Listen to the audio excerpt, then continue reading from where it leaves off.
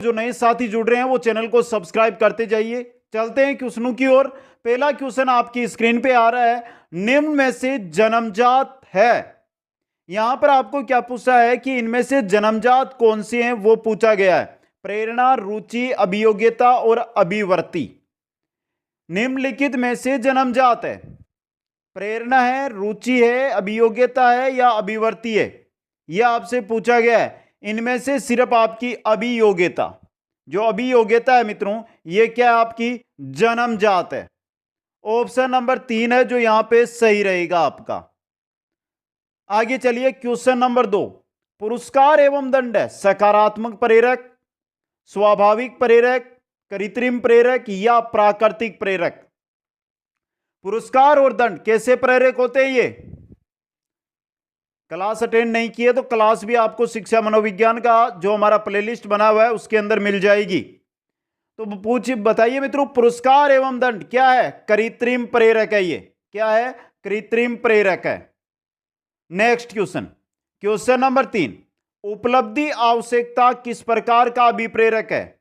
उपलब्धि आवश्यकता किस प्रकार का प्रेरक है मित्रों? जेवीके, प्राथमिक, सामाजिक या असामाजिक। इंपॉर्टेंट बन सकता है ये क्वेश्चन भी आपके लिए। उपलब्धि अभिप्रेरक, जो उपलब्धि आवश्यकता है आपकी या उपलब्धि अभिप्रेरक है, ये कैसा है मित्रों? कमेंट करके बताइए जल्दी से, कैसा है ये? सामाजिक है आपका। 3 नंबर ऑप्शन यहां पे क्या रहेगा आपका? सही रहेगा दोस्तों। नेक्स्ट क्वेश्चन, क्वेश्चन नंबर 4 है, निम्न के अभाव में प्रेरणा की प्रक्रिया प्रारंभ नहीं हो सकती। किसके अभाव में जो प्रेरणा है इसकी प्रक्रिया प्रारंभ नहीं होगी? जब आपको आवश्यकता होगी, जब आपको किसी चीज की आवश्यकता होगी तभी आप उसी के लिए काम करेंगे। आपको अभी 3rd ग्रेड या ये मानकर चलो कि आपको अभी शिक्षक बनना या नौकरी की आवश्यकता है, तभी आप पढ़ाई कर रहे हैं, तभी आप क्रिया, तभी आप गति कर रहे हैं। तो आवश्यकता होने पर ही क्या होगी? आपकी प्रेरणा या अभिप्रेरणा प्रारंभ होगी। नेक्स्ट क्वेश्चन नंबर 5 है, कक्षा में अभिप्रेरणात्मक सिद्धांतों का प्रयोग किया जा सकता है। कक्षा के अंदर जो अभिप्रेरणात्मक सिद्धांत हैं उनका प्रयोग किया जा सकता है। उपलब्धि प्रेरणा वृद्धि हेतु, उच्च स्तरीय स्पर्धा टालने हेतु या तनाव कम करने हेतु। सभी के लिए अभिप्रेरणात्मक जो सिद्धांत है उनका हम प्रयोग कर सकते हैं। उपयुक्त सभी। 4 नंबर ऑप्शन यहां पे सही रहेगा। क्वेश्चन नंबर 6 है, आंतरिक अभिप्रेरणा का उदाहरण है। यहां पर आपको पूछा गया है कि आंतरिक अभिप्रेरणा का उदाहरण कौन सा है? बताइए मित्रों। वेतन, दंड, कार्य में रुचि और पदोन्नति। आंतरिक अभिप्रेरणा का उदाहरण। आंतरिक अभिप्रेरणा किसी क्रिया या कार्य को स्वयं की इच्छा से करते हैं तथा जिसको करने से हमें सुख या संतोष की अनुभूति होती है। ये व्यक्ति के जन्म के साथ ही आते हैं। जो आंतरिक अभिप्रेरणा होती है ये व्यक्ति के जन्म के साथ ही आती है दोस्तों, और ये कार्य को क्या करती है? प्रारंभ करती है। और इनमें से जो आपकी आंतरिक अभिप्रेरणा का उदाहरण है वो है कार्य के अंदर रुचि। क्या है? कार्य में रुचि।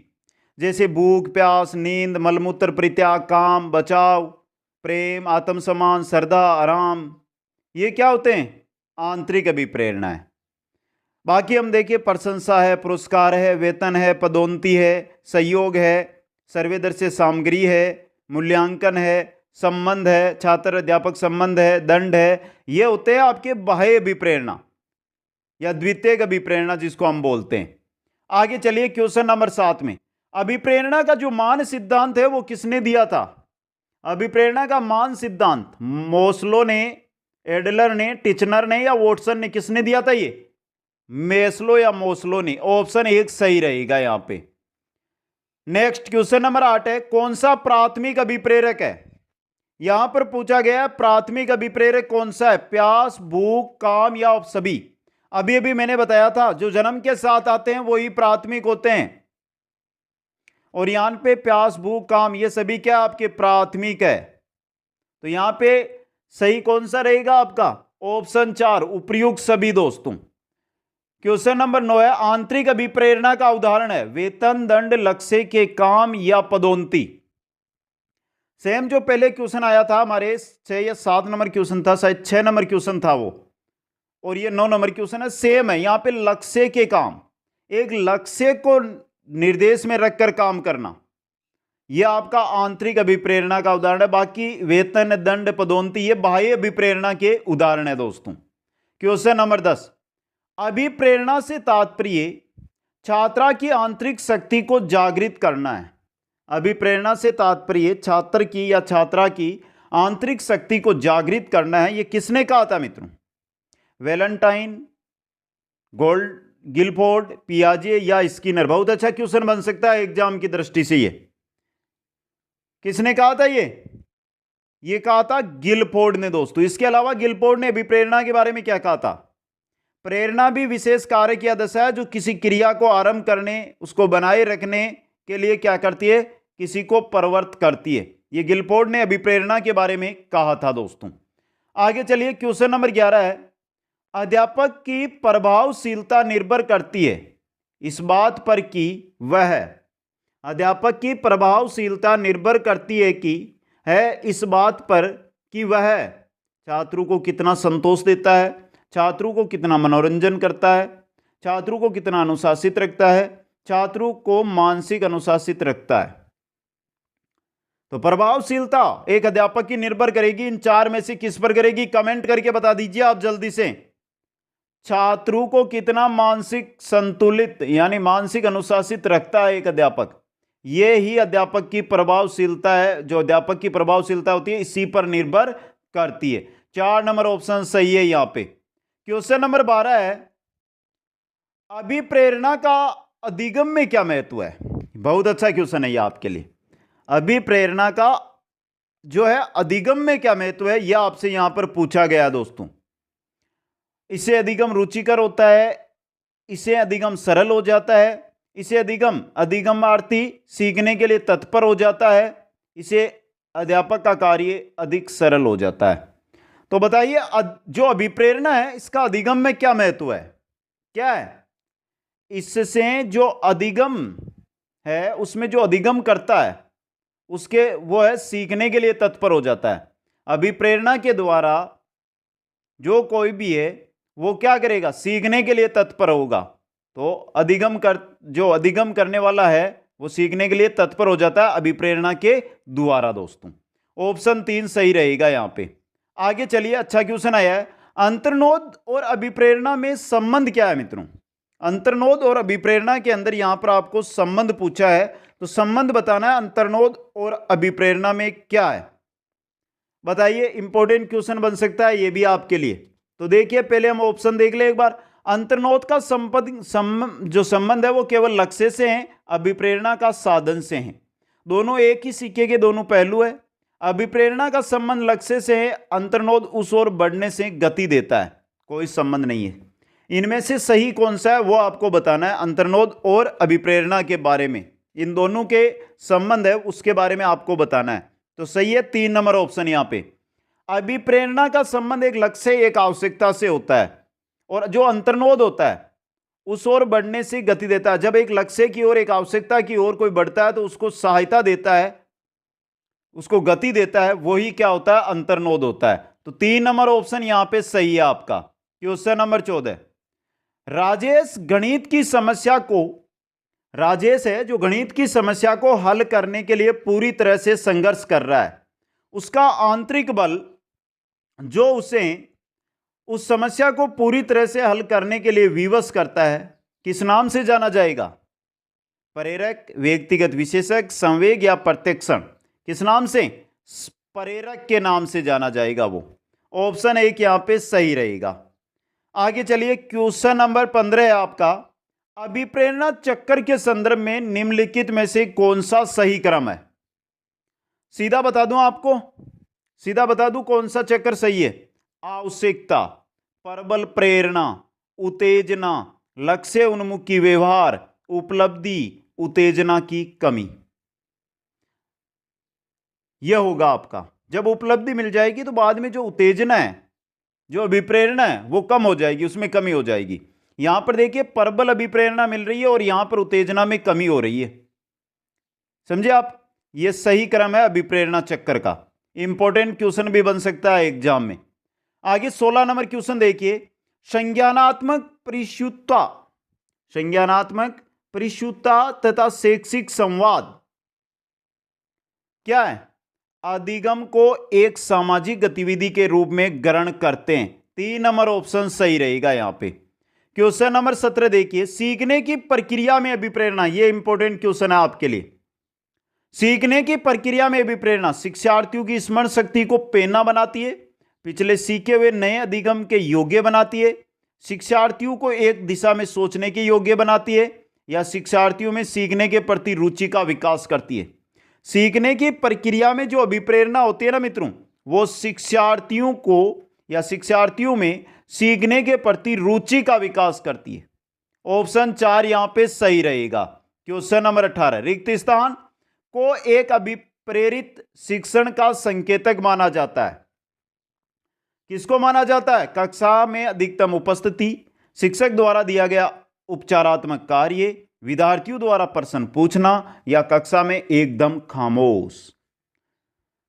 किसको अभिप्रेरित शिक्षण का संकेतक माना जाता है? विद्यार्थियों के द्वारा प्रश्न पूछने को। 3 नंबर ऑप्शन यहां पे सही रहेगा। क्वेश्चन नंबर 19, निम्नलिखित में से कौन सी विशेषता आंतरिक रूप से अभिप्रेरित बच्चों के लिए सही नहीं है? आंतरिक रूप से जो अभिप्रेरित बच्चे हैं उनके लिए सही इनमें से कौन सी नहीं है? देखिए, उन्हें कार्य करने में आनंद आता है, वे कार्य करते समय उच्च स्तर की ऊर्जा प्रदर्शित करते हैं, वे चुनौती भरे कार्यों को पसंद करते हैं, या वे हमेशा सफल होते हैं। कौन सी है जो आंतरिक रूप से अभिप्रेरित बच्चों के सही नहीं है? चौथी वाली, वे हमेशा सफल होते हैं। ये जो आंतरिक रूप से अभिप्रेरित बच्चे हैं उनके लिए हमेशा, उनके लिए अगर ये बोला जाए तो ये अच्छा नहीं होता उनके लिए। ऑप्शन 4 यहां सही है आपका। 20 नंबर क्वेश्चन, अभिप्रेरणा के सिद्धांतों के अनुसार एक शिक्षक के द्वारा सीखने को संवर्धित कर सकता है। अभिप्रेरणा के सिद्धांतों के अनुसार एक शिक्षक के द्वारा सीखने को संवर्धित कर सकता है। देखिए, विद्यार्थियों से वास्तविक अपेक्षाएं रखने, अपेक्षाओं का एक रूप स्तर रखने, विद्यार्थियों से किसी प्रकार की अपेक्षाएं न रखने, विद्यार्थियों से बहुत उच्च अपेक्षाएं रखने। देखिए, अभिप्रेरणा के सिद्धांतों के अनुसार एक शिक्षक विद्यार्थियों से वास्तविक अपेक्षाएं रखने के द्वारा सीखने को संवर्धित कर सकता है। ऑप्शन 1 सही है यहां पे। क्वेश्चन नंबर 21, एक विद्यार्थी है जो मेडिकल कॉलेज में दाखिला लेने के लिए कठिन परिश्रम करता है ताकि वह प्रवेश परीक्षा में उत्तीर्ण हो सके। यह विद्यार्थी आंतरिक रूप से अभिप्रेरित है, व्यक्तिक, आनुभाविक, आंतरिक या बाह्य?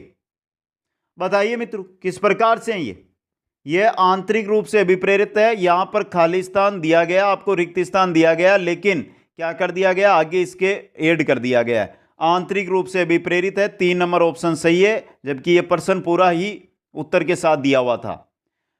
22 नंबर क्वेश्चन देखिए, निम्नलिखित में से कौन सा सीखने के लिए अधिकतम रूप से अभिप्रेरित करता है? बहुत अच्छा क्वेश्चन है ये भी, ऐसे ही क्वेश्चन मिल सकते हैं एग्जाम के अंदर।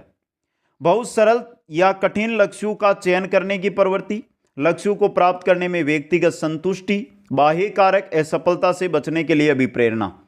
तो सीखने के लिए अधिकतम रूप से अभिप्रेरित है इनमें से कौन सा? लक्ष्यों को प्राप्त करने के लिए व्यक्तिगत संतुष्टि, यह है दोस्तों। 2 नंबर ऑप्शन सही रहेगा। क्वेश्चन नंबर 23, आंतरिक रूप से अभिप्रेरित विद्यार्थी, पहला, आंतरिक रूप से अभिप्रेरित विद्यार्थी के लिए पुरस्कार की बिल्कुल भी आवश्यकता नहीं होती, नहीं है। के लिए बाह्य पुरस्कार उसकी अभिप्रेरणा को बनाए रखने के लिए पर्याप्त नहीं है। का बाह्य रूप से अभिप्रेरित विद्यार्थी की तुलना से अभिप्रेरणा स्तर कम होता है। के लिए औपचारिक शिक्षा की आवश्यकता नहीं है। अब देखिए मित्रों क्या कहा गया है, आंतरिक रूप से अभिप्रेरित विद्यार्थी के लिए बाह्य पुरस्कार उसकी अभिप्रेरणा को बनाए रखने के लिए पर्याप्त नहीं होते हैं मित्रों, यह सही बात है। 2 नंबर ऑप्शन सही है आपका यहां पे। क्वेश्चन नंबर 24 है, उपलब्धि अभिप्रेरणा है। उपलब्धि अभिप्रेरणा कौन सी है, आपको यहां पर यह पूछा गया, इंपॉर्टेंट क्वेश्चन आपके लिए।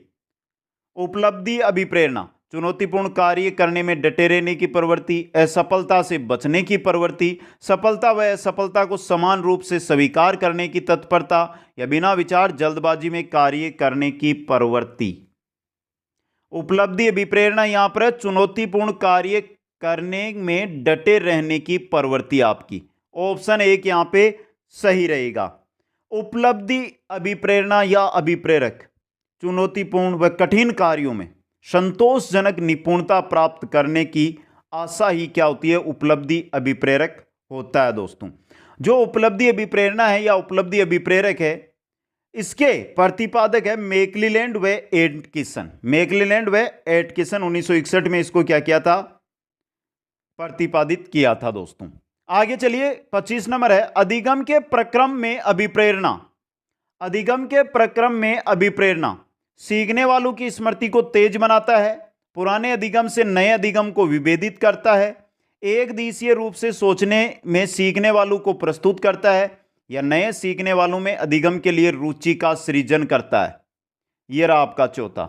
अधिगम के प्रक्रम में जो अभिप्रेरणा है वो नए सीखने वालों में अधिगम के लिए रुचि का क्या करता है, सृजन करता है। 26 नंबर क्वेश्चन, निम्नलिखित में से कौन सा तत्व बाह्य अभिप्रेरणा में सहायक है? पुरस्कार, आदर्श, प्रशंसा या निंदा? कौन सा है? बाह्य अभिप्रेरणा में सहायक नहीं है। कौन सा नहीं है? निंदा नहीं है दोस्तों। ऑप्शन 4 सही रहेगा यहां पे। क्वेश्चन नंबर 27, आप अपनी कक्षा के किसी बालक को पढ़ाने हेतु प्रेरित करने का कौन सा तरीका उपयुक्त मानते हैं? मान लो आप सभी शिक्षक बन गए हैं, अब आप अपनी कक्षा में जो बालक है उनको पढ़ाने हेतु उनको अभिप्रेरित करना है, तो कौन सा तरीका उपयुक्त रहेगा इनमें से? बताइए कमेंट करके। बालक के आत्मसम्मान को सुरक्षित करना, उसकी प्रशंसा दूसरे बालकों के समक्ष करना, उसे सकारात्मक प्रलोभन देना, बालक के प्रेरकों का मार्गंतीकरण करना। बहुत अच्छा क्वेश्चन। कौन सा तरीका अच्छा है इनमें से? यह रहा, बालक के प्रेरकों का मार्गंतीकरण करना दोस्तों। आगे चलिए, नेक्स्ट है आपका 28 नंबर, सीखने में प्रेरणा का स्थान अत्यंत महत्वपूर्ण है क्योंकि इससे बालकों में क्या होता है, अनुशासन की भावना का विकास होता है। अनुशासन की भावना का विकास होता है। सीखने में प्रेरणा का स्थान अत्यंत महत्वपूर्ण है क्योंकि इससे बालकों में जो अनुशासन की भावना है उसका क्या होता है, विकास होता है। ऑप्शन आप पढ़ सकते हैं बाकी यहां पर।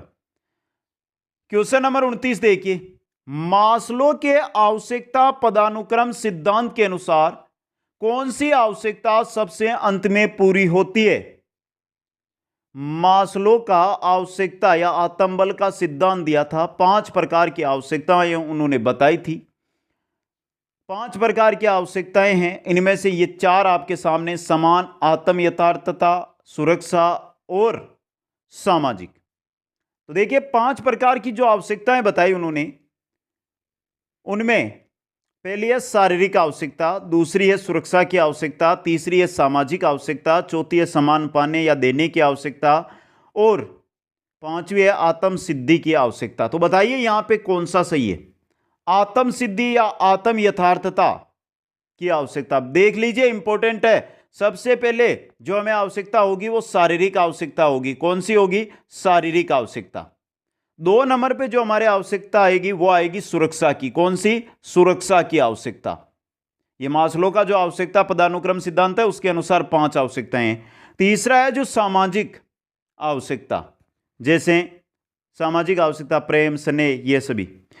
चौथा है जो है हमारी चौथी आवश्यकता होती है वो समान पाने की या समान किसी को देने की आवश्यकता।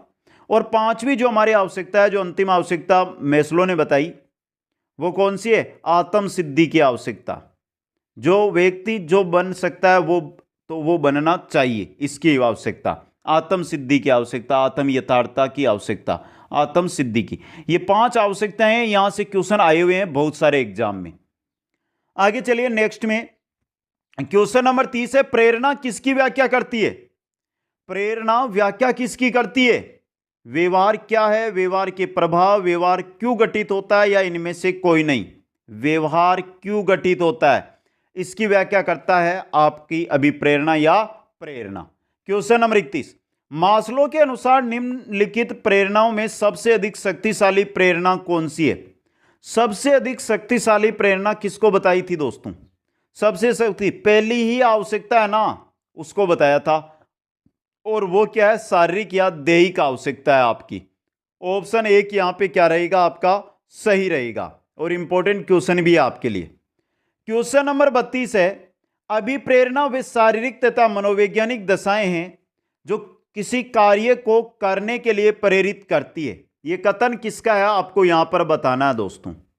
मैकडूगल का, सोरेनसन का, क्रो एंड क्रो का या वुडवर्थ का? क्या कहा गया है कि अभिप्रेरणा वे शारीरिक तथा मनोवैज्ञानिक दशाएं हैं जो किसी कार्य को करने के लिए प्रेरित करती है। यह कथन किनका है? यह कथन है मैकडूगल का दोस्तों। किनका है? मैकडूगल का। ऑप्शन एक यहां पे सही रहेगा दोस्तों।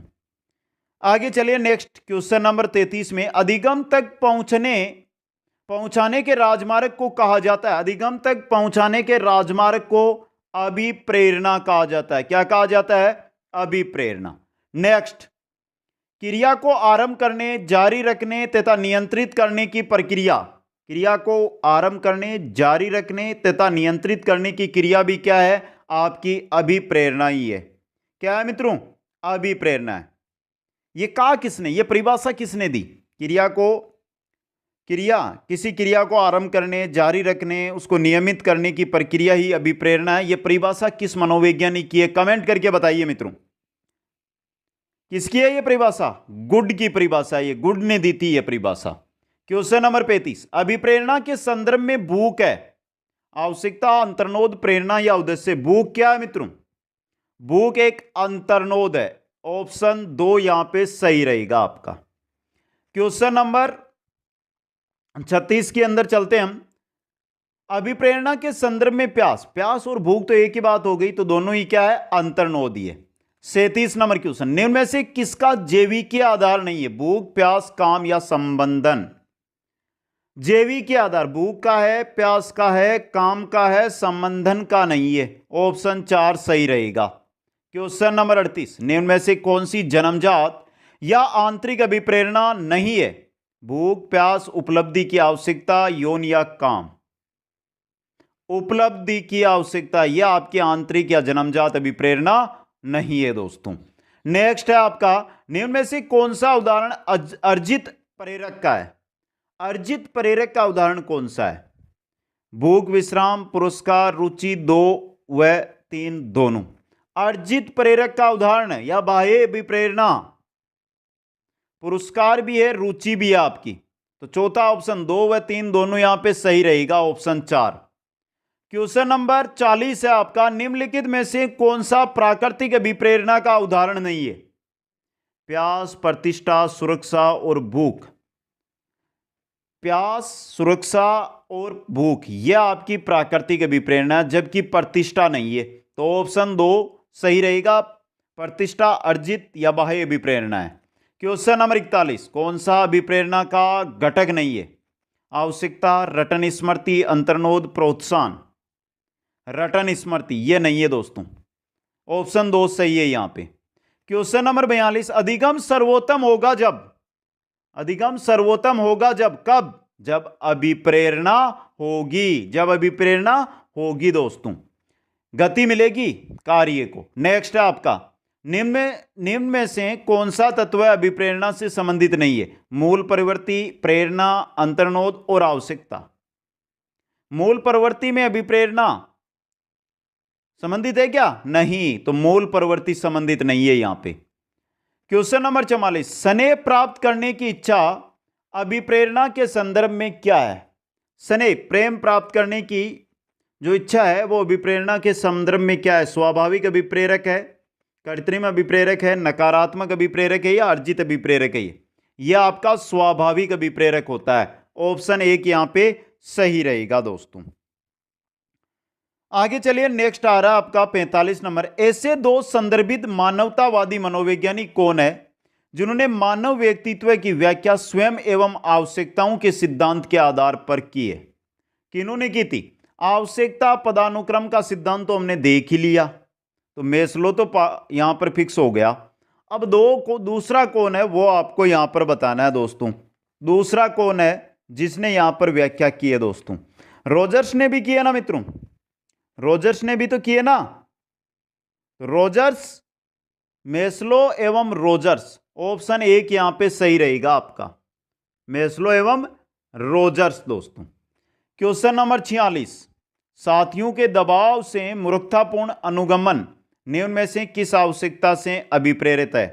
क्वेश्चन को समझने का प्रयास कीजिए। यहां पर साथियों के दबाव से मूर्खतापूर्ण यानी मूर्ख कार्य करना, उसकी ओर जाना, आवश्यकता से, किस आवश्यकता से? सुरक्षा की, अपनेपन की, उपलब्धि की या आत्म संप्रति वास्तविकरण की? बहुत अच्छा क्वेश्चन बन सकता है एग्जाम में ये। उपलब्धि की आवश्यकता, किस आवश्यकता से? उपलब्धि आवश्यकता से अभिप्रेरित है वो। 3 नंबर ऑप्शन सही रहेगा। क्वेश्चन नंबर 47, प्रेरणा प्रबलन हास सिद्धांत के प्रतिपादक कौन है? प्रेरणा प्रबलन हास सिद्धांत है, उसके प्रतिपादक कौन है मित्रों? हल।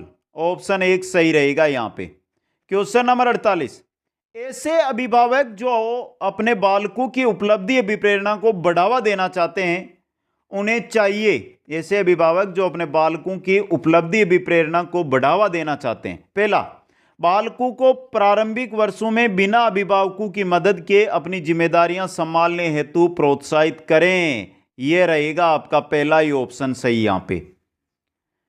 क्वेश्चन नंबर 49 देखिए, सशक्त अभिप्रेरणा सीखने का प्रभावशाली घटक है। सशक्त अभिप्रेरणा है जो सीखने का प्रभावशाली घटक है। इससे बालक स्वस्थ रहता है, ध्यान करता है, प्रसन्न रहता है या शीघ्र सीख लेता है। अगर सशक्त अभिप्रेरणा है तो सीखेगा क्या? जल्दी, यानी शीघ्र सीख लेता है। 4 नंबर ऑप्शन सही रहेगा।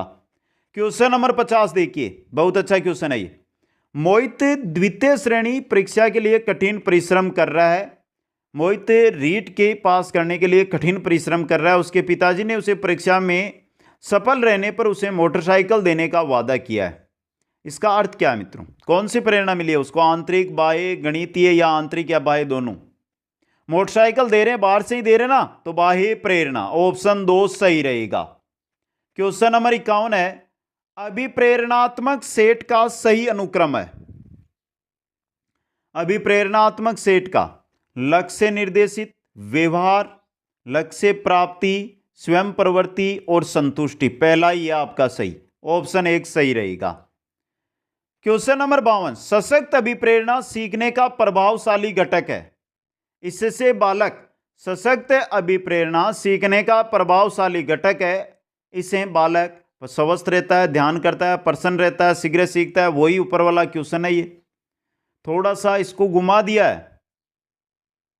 शीघ्र सीखता है, 4 नंबर ऑप्शन सही रहेगा। क्वेश्चन नंबर 53 है, प्रेरक के अंतर्गत सम्मिलित है प्रोत्साहन, आवश्यकताएं, प्रबलन, प्रेरणा, उक्त सभी। तो प्रेरक के अंतर्गत ये तीनों ही सम्मिलित है, प्रोत्साहन हो, आवश्यकता हो, प्रबल हो या प्रेरणा हो। तो 4 नंबर ऑप्शन उक्त सभी सही रहेगा यहां पे। क्वेश्चन नंबर 54 है, किस मनोवैज्ञानिक के अनुसार प्रेरकों का वर्गीकरण जन्मजात व अर्जित प्रेरक है? जन्मजात व अर्जित प्रेरक किसने बताई? यह यहां पर आपसे पूछा जा रहा है दोस्तों। जन्मजात और अर्जित ये बताए थे मैस्लो ने। किसने बताए थे मित्रों? मैस्लो ने बताए थे जन्मजात व अर्जित प्रेरक दोस्तों। इंपॉर्टेंट आपके लिए ये क्वेश्चन है जो बन सकता है। जन्मजात जिनमें भूख, प्यास, काम, नींद, मलमूत्र त्याग। अर्जित के अंदर उपलब्धि अभिप्रेरक के बारे में ही उन्होंने व्याख्या की थी। उसके अलावा संबंध प्रेरक, अनुमोदक प्रेरक, शक्ति प्रेरक, आक्रमणशीलता, ये बताए थे। यहां पर तो ये मैस्लो के अनुसार हो गए। थॉमसन है ना मित्रों, थॉमसन, उन्होंने जो प्रेरक है इनको 2 भागों में, एक तो बता दिया स्वाभाविक। कौन सा? स्वाभाविक प्रेरक, जिसके अंदर हम बात करें तो खेल, सुझाव, अनुकरण, स्नेह, प्रेम, ये। दूसरा बता दिया कृत्रिम, जिसके अंदर प्रशंसा, पुरस्कार, दंड, ये बता दिया। गेरेट ने भी बताए। गेरेट ने क्या बताए? गेरेट ने 3 प्रकार के बताए। पहला बताया जैविक, दूसरा कौन सा बताया? मनोवैज्ञानिक, मनोवैज्ञानिक, तीसरा कौन सा बताया? सामाजिक। अब देखिए मित्रों ये तीनों कौन कौन से बताए। जैविक के अंदर बता दिया भूख, प्यास, काम, नींद, ये जो जन्मजात होते हैं। मनोवैज्ञानिक के अंदर सुख, दुख, प्रेम, भय, क्रोध बता दिए। और सामाजिक के अंदर जो हम समाज के अंदर जैसे संग्रह की प्रवृत्ति है, आत्म प्रतिष्ठा है, सम्मान पाने की इच्छा है, ये गेरेट ने बता दिए दोस्तों। आगे चलिए मित्रों, नेक्स्ट क्वेश्चन नंबर 55 देख लीजिए। निम्न में से कौन से प्रेरकों का वर्गीकरण गेरेट द्वारा किया गया? अभी बताया मैंने, अब तो बता दीजिए आप। अभी बताया मैंने। यहां पर देखिए मित्रों, चौथा सही है आपका दैहिक या जैविक, एक ही बात होगा, जैविक बोलो या दैहिक बोलो, और मनोवैज्ञानिक और सामाजिक हो गया ना। ये 4 नंबर ऑप्शन यहां पे सही रहेगा आपका।